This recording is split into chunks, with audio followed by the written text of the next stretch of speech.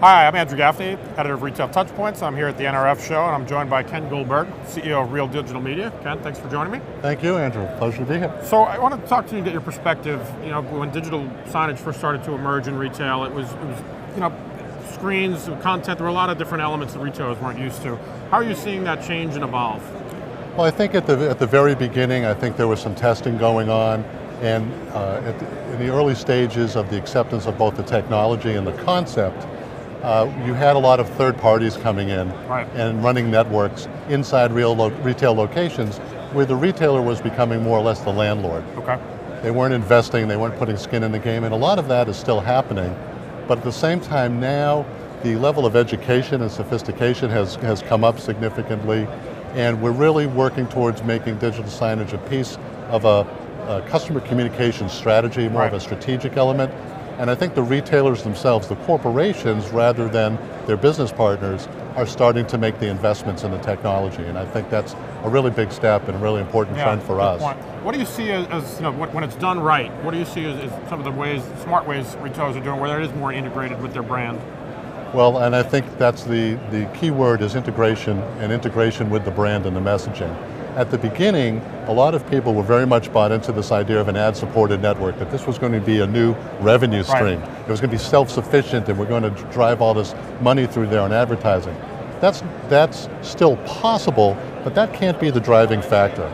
The most successful networks out there are driving brand messaging, and advertising is a secondary piece of it. People have to find ROI in customer communications and brand messaging.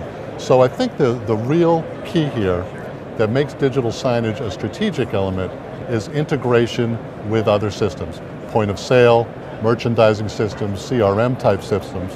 And I think if there are four kind of pillars of activity that we can get towards, the first one would be activation. So you take a digital signage screen and you activate a customer. You get them engaged with a message.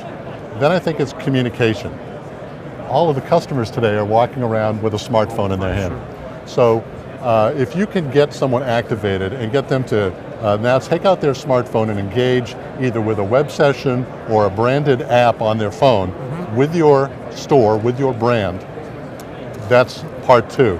Now if you can connect with them through one method or another, and I think near field communication or NFC is where it's going to happen.